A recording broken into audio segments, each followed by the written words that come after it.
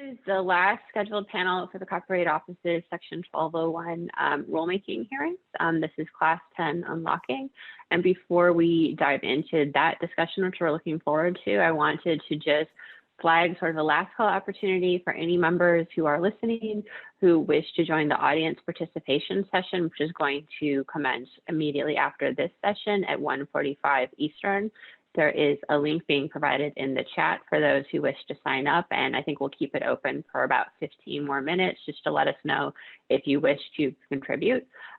What that means is any of the proposed categories or subjects for discussion in the rulemaking, we're opening up to hear from members of the public. We're asking that you do try to limit your comments to around 3 minutes. I think that we'll be able to accommodate everyone who does sign up in for the hour session we have, so long as we keep the comments pretty much contained that way.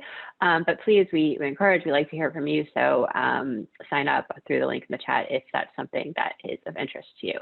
So turning to this session, I think everyone is pretty familiar with, living our lives on Zoom by now, as well as these hearings. But just to go over, we have a court reporter who is transcribing the proceedings. The video will be live streamed and will be made available on the Copyright Office's YouTube channel.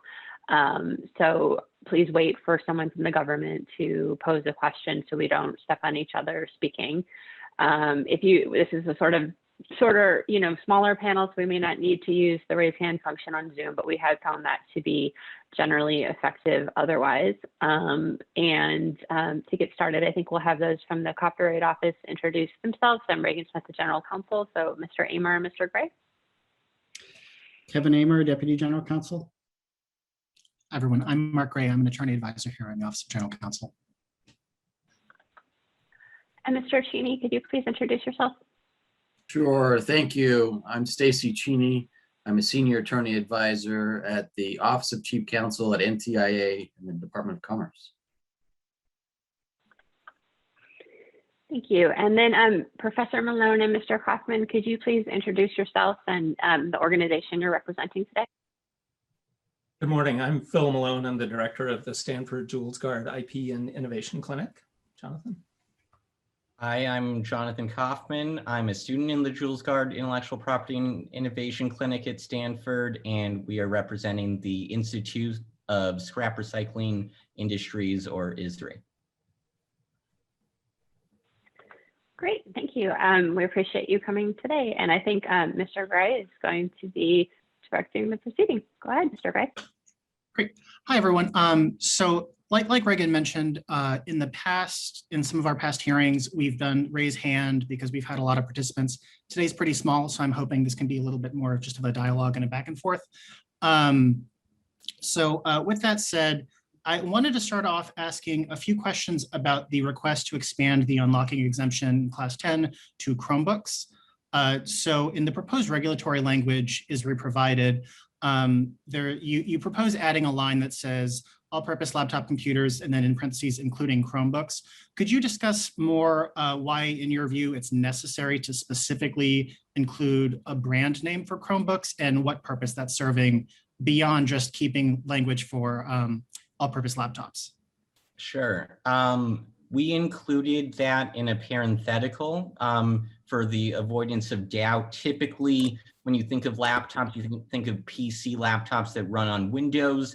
And since Chrome has their own operating system, we want to just be very clear that the laptops definition that we included is not just PCs that run on Windows, but also Chromebooks that run on a separate operating system. That's the only reason that was singled out. So one of the reasons I asked that is I think the way Google uses that branding is sort of anything using Chrome OS, and that includes some of their like tablet form factors where it may not necessarily be like a clamshell laptop, but it has maybe a traditional laptop screen and then an optional detachable keyboard. So given that we already have the tablet exemption in Class 10 or in the current unlocking exemption, one of the questions I had was just sort of whether that was going to add more ambiguity and confusion rather than just saying like laptops are a prong and then tablets are a prong. Yeah, so as far as whether or not it would create any ambiguity, I would agree that the line between tablets and laptops is getting increasingly blurry. There are 2-in-1s. In my view, a laptop is just a tablet with an attached keyboard.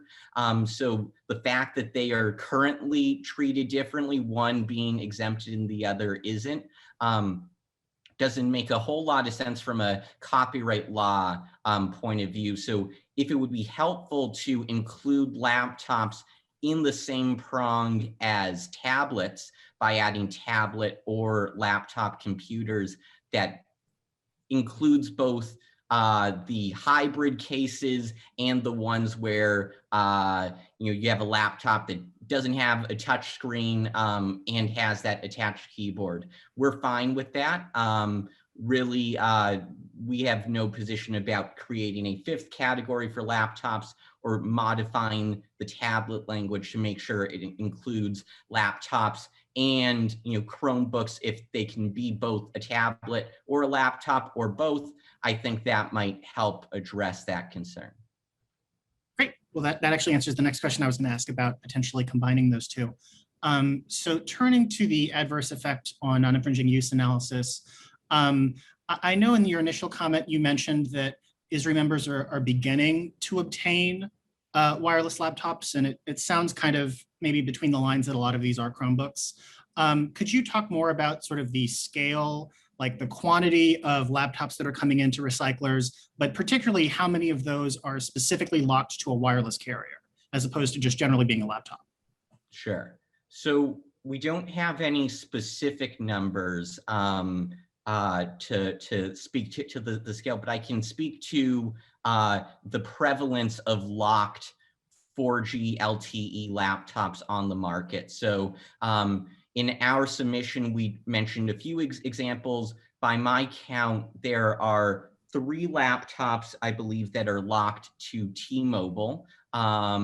There are 6 that are locked to Verizon that are on the market, and there's 1 that's locked to AT&T. I can give the names of each of those, but a very significant percentage of these laptops are locked to carriers.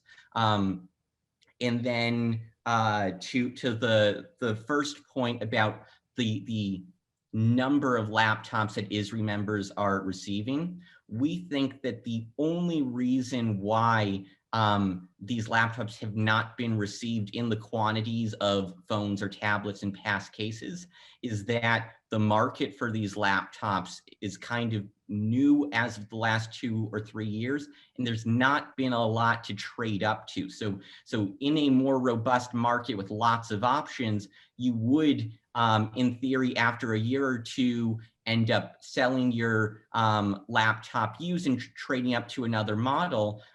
There hasn't been a lot of 5G models to trade up to. The 4G models are more or less the same. So we expect that as 5G laptops enter the market, the number of these 4G first generation laptops will increase accordingly. And so to build off of that, obviously, 4G is not sort of the first cellular technology. Have there just not been a lot of 3G laptops that needed to come and get included in this proceeding before? Why? I mean, I understand that maybe there's not a lot to trade up to on the cellular connectivity side, but laptops and processors get faster every year too. So I'm trying to figure out, why have we not seen issues with locking cellular enabled laptops until now? Sure. So the first cellular enabled laptop that I am aware of was a single model, I believe it was the HP Chromebook 11 released on Verizon in 2014. There wasn't a whole lot else on the market after that. And then in the last 3 years, we have seen an emergence of these cellular enabled laptops. So just from the span of 2019 to 2021, the number of 4G LTE laptops that are commercially available has doubled. And there is some lag time from the point in time that someone buys a cellular enabled laptop. The average lifespan for any laptop is around 3 to 5 years. Of course, at some point along that way, the original owner may move on to another laptop. That doesn't spell the end for that laptop per se, but in the last proceeding, the reason why laptops was not its own category was the number of laptops on the market paled in comparison to what we're seeing now. And I really think we're in a situation where, yes, we have not seen it at the scale that the recyclers received phones and laptops in phones and tablets, I'm sorry, in the past, but we have every reason to believe that they will either this year and even more in next year in the following year. And that's partially a result of just increasing adoption and availability of 5G specifically? Yeah, I would say that the adoption of 5G is a major factor in people being willing to sort of move on to a better and improved cellular laptop. Great. Mark, if I could jump in. Oh, sorry, please go ahead. Yeah, I'm sorry.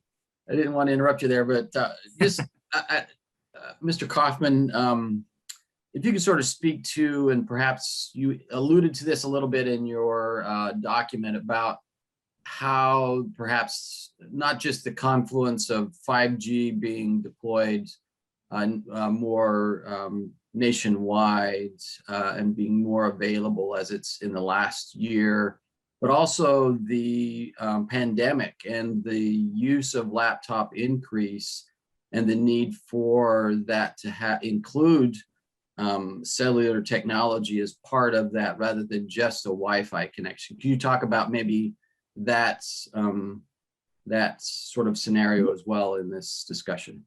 Sure. So obviously in the last 13 months, where people work and how they work has changed dramatically. We've seen that some people are able to work from home where they may have Wi-Fi. Others have to find a place maybe in a park or elsewhere to do their work, and that always connected feature of a cellular enabled laptops, I think, has become increasingly appealing, especially as just there's a lot more remote learning, a lot more people working remotely. And so the flexibility to not be beholden to getting a stable Wi-Fi connection wherever you are and being able to rely as a backup on these cellular networks, I think that use case in the last year, on top of everything else I've mentioned, certainly strengthens the case for more people turning to cellular enabled laptops, not only in the past year, but in the coming years. Great. And so I had a few more questions about some of the specific evidence that you provided about the prevalence and quantity of locked laptops. So in the initial comment, you mentioned that Verizon has a locking policy where devices are locked for at least 60 days after purchase. So in the URL you provided for that site, in the locking FAQ, one of the questions is what devices are locked under this policy, and the Verizon answer is it's all Verizon smartphones that they sell, either at a main Verizon store or a retail partner. And so the page seems to suggest that most of that locking is happening on the phone device side as opposed to laptops. So are there other areas in your submission that can speak maybe more specifically to the kind of carrier issued policies about locking non-phone devices? Sure. So I think just as an initial matter, in the past, the Copyright Office has looked to alternatives to an exemption in the form of voluntary unlocking policies as being an option. I think the fact that that policy is sort of silent on laptops was important evidence. As far as whether or not they are indeed being locked, there are people who have received and purchased that Lenovo Flex 5G laptop, which was the one exclusive to Verizon, who have encountered the, tried using a different SIM card and have been unable to. And I think the crucial feature here with any locked laptop, and especially these 5G laptops, is the fact that from a technical perspective, the underlying modem supports all carriers. And that's something that we alluded to, but didn't fully flesh out in our submissions. The modem that goes in that Verizon exclusive laptop does indeed support Verizon, T-Mobile, and AT&T, and really any other carrier. So the only barrier in that case is the locking of that laptop.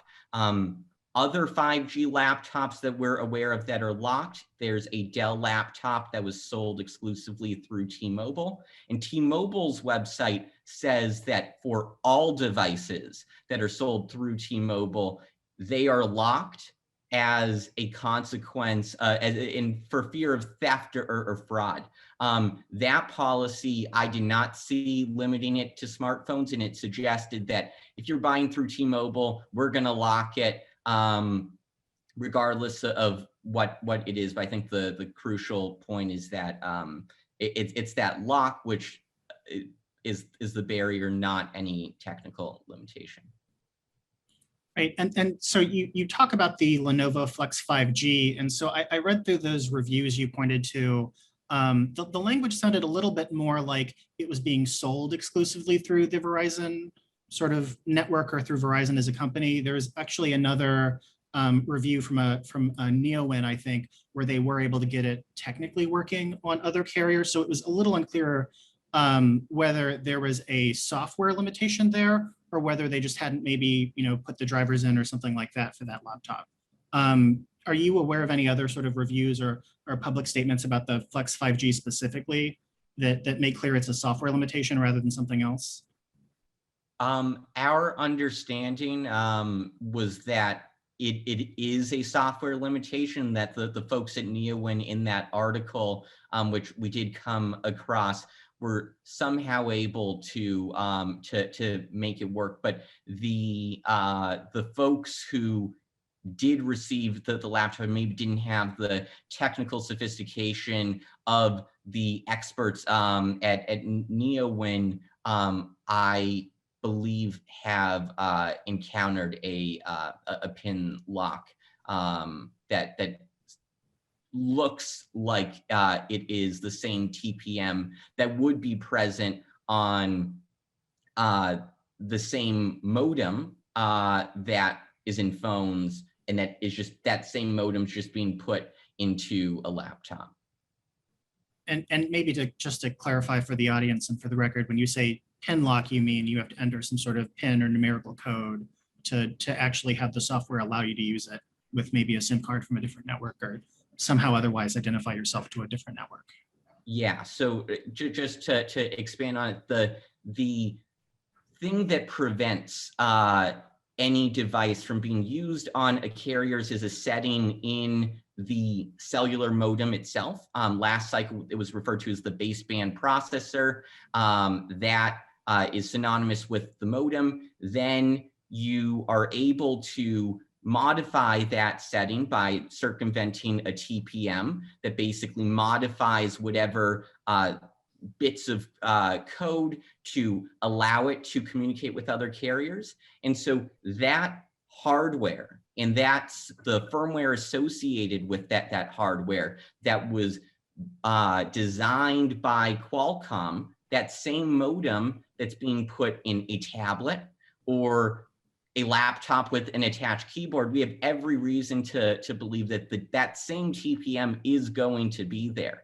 It was developed in one case for phones and tablets, but no reason to modify or think that the associated TPM would be any different when you put it in a device with that just happens to have an attached keyboard.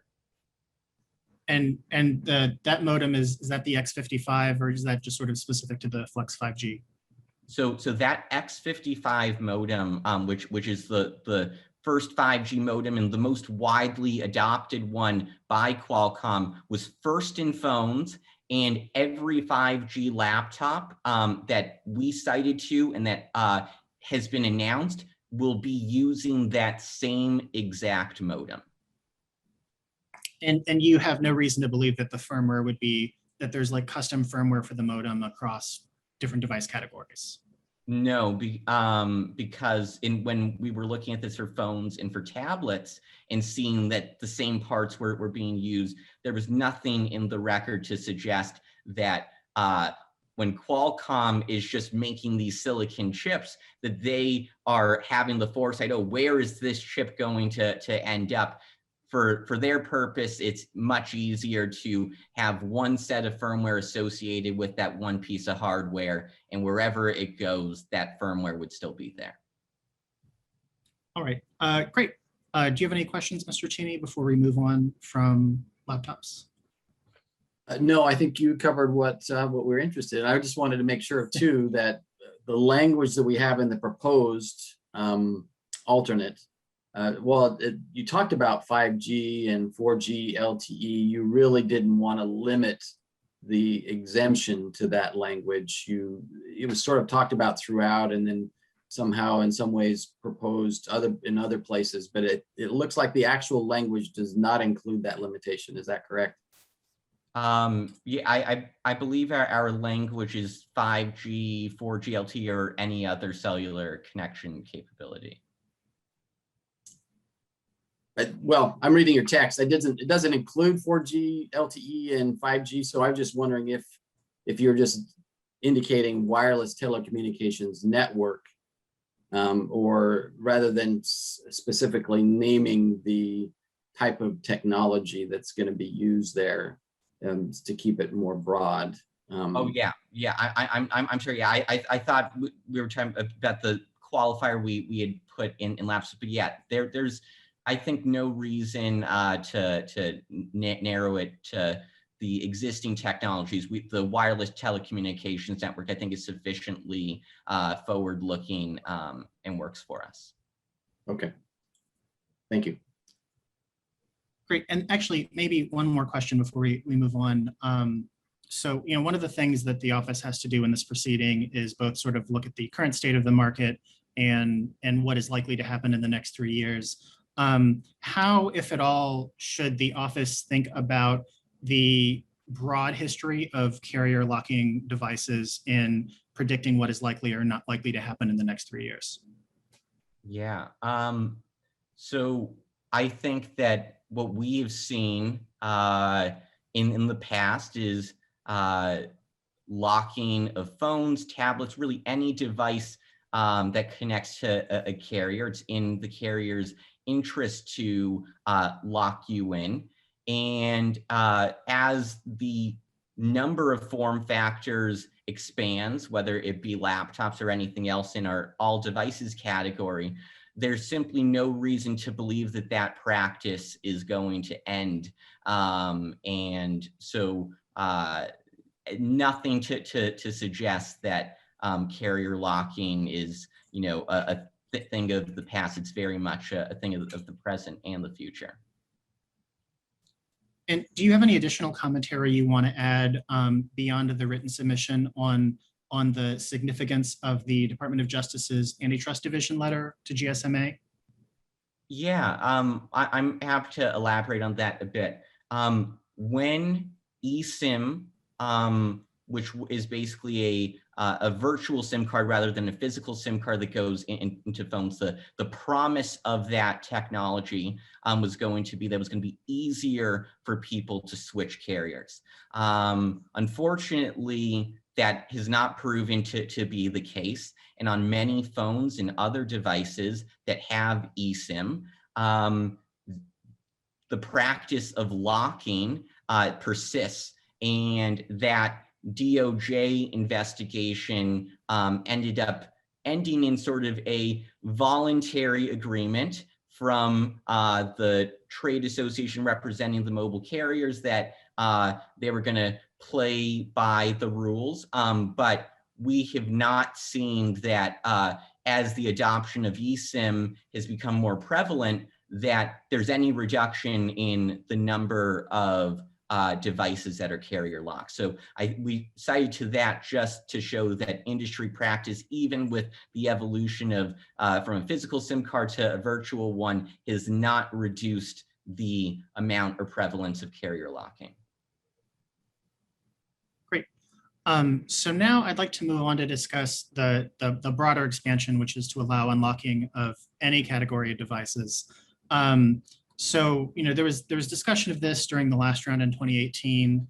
And I think as we're all aware, the office usually avoids broad use-based exemptions, kind of like an all devices exemption here.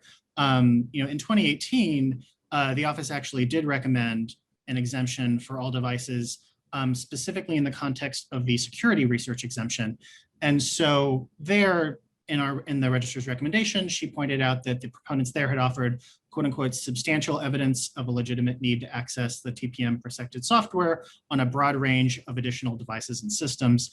This is more of a two-part question perhaps, but A, to what extent should the office be considering that analysis in this request for class 10? And B, compared to the extent that you're familiar with that record, can you compare and analogize the record we have for unlocking all wireless devices to the security research of all devices and how that record compares and contrasts? Yeah, I'm more than happy to. So on the first question, I think that security research exemption that eliminated the device limitation is directly on point and very much similar to what we are asking for here. When the exemption was granted for security research, the reasoning was that the use in all cases, regardless of the device, was tailored to a specific purpose.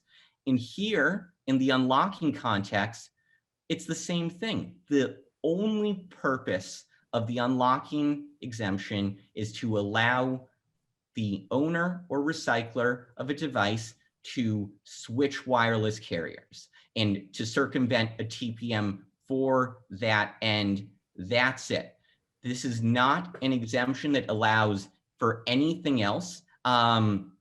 It's very narrowly tailored, just like the security research exemption. So for that reason, given that we also have tailored it to a specific purpose, the fact that the purpose in all cases is non-infringing, we think that is very strong evidence that helps our case for a broader exemption here.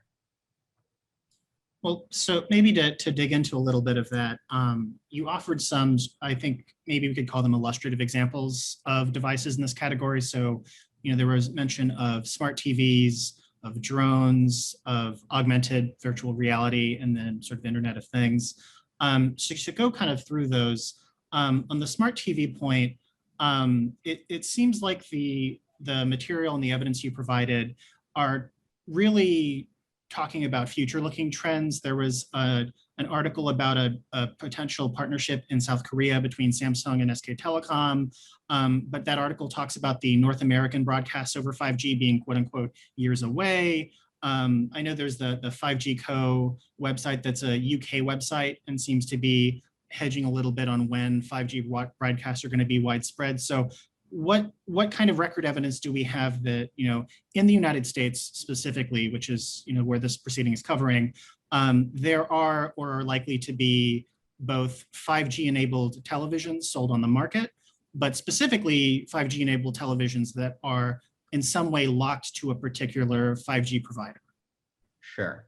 I want to answer that question directly, but I just want to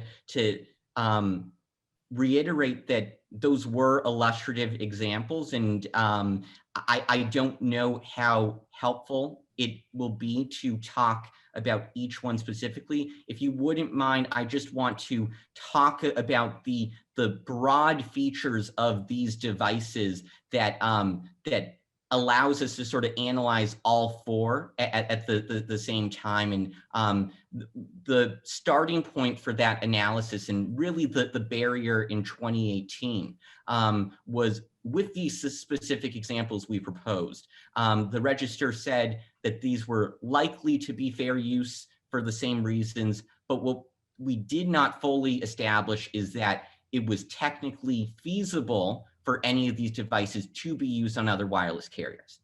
With that in mind, I just want to go back to our example of that X55 modem that I mentioned was in all 5G laptops. That same modem is being deployed in a wide range of use cases, including IoT, including drones, including virtual reality headsets. And the way of sort of thinking about this that I think is most helpful to the Copyright Office is that chip. There's really only a few people making the chips that have 5G capabilities. And that chip is what there is the setting that locks you to a carrier. And so just like in for phones and tablets, when you reuse the chip, the analysis for the TPM was pretty likely going to be the same, because there's really no reason that the firmware associated with a given piece of hardware is going to be different. So in this all device category, while we give those specific examples, I think what is more helpful is to look at tracking where that chip is going. And what we're seeing is that that X55 modem ends up getting packaged into some module that is sold by various IoT providers.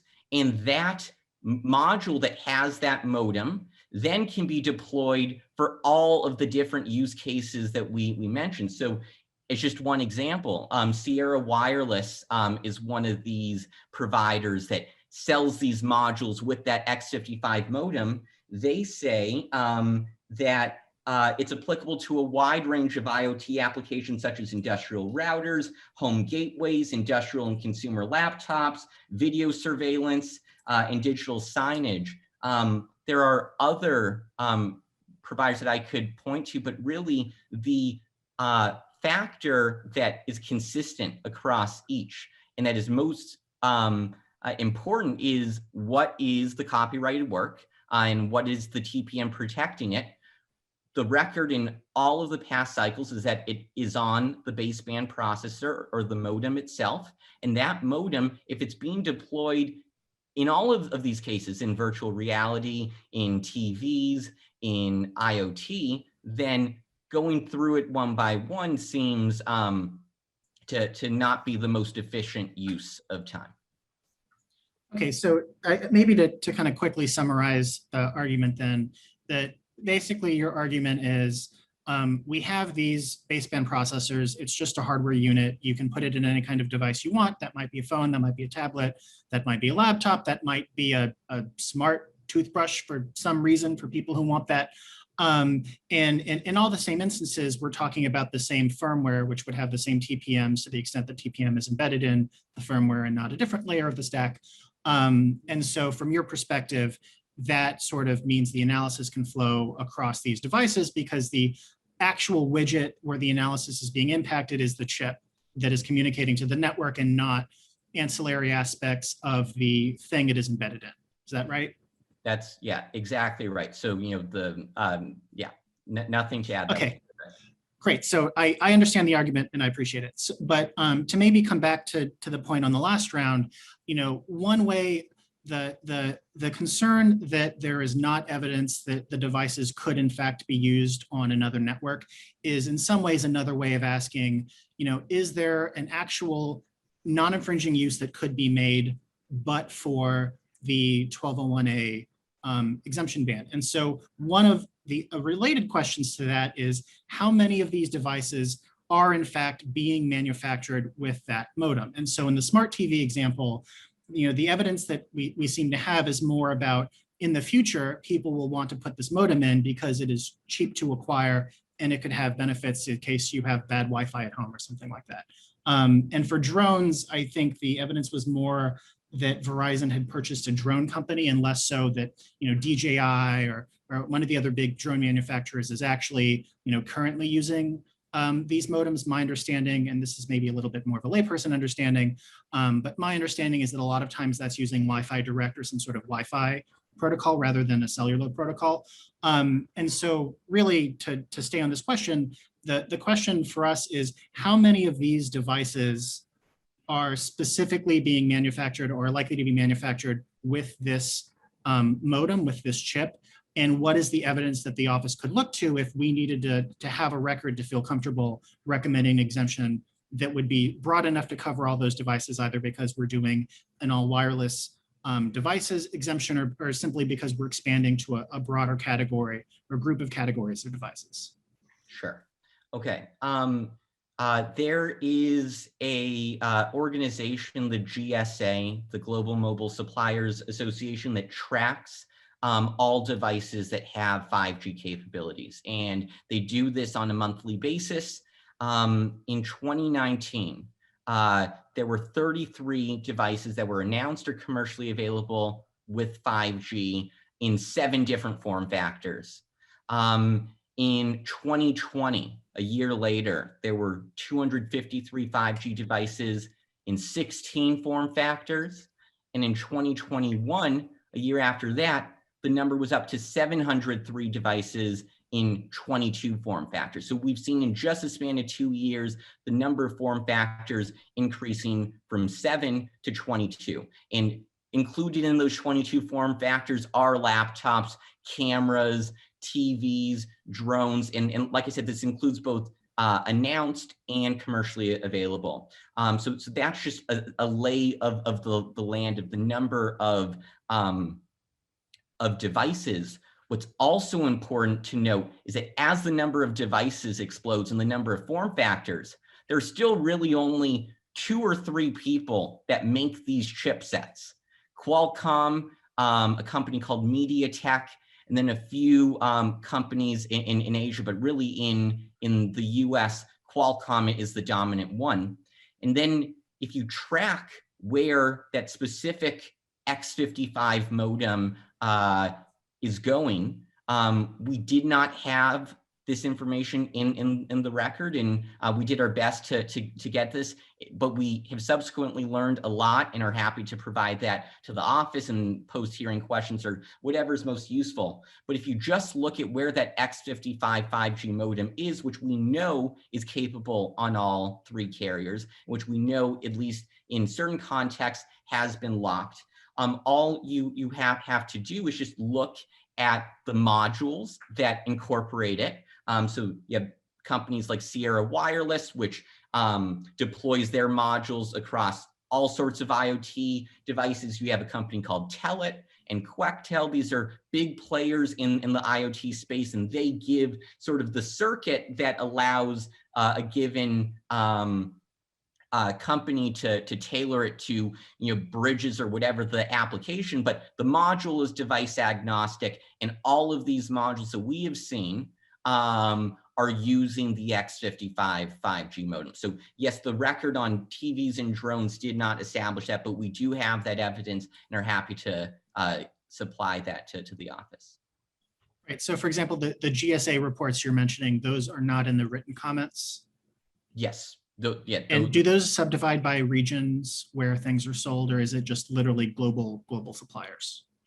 They are based in the UK, so it's global. But yeah, it includes the US. Okay. And, yeah. Can I ask a question here, Mark, if I might?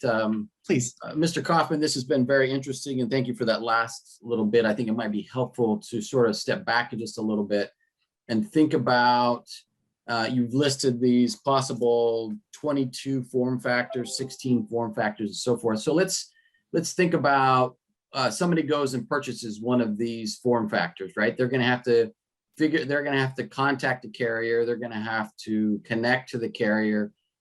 At what point will that be locked?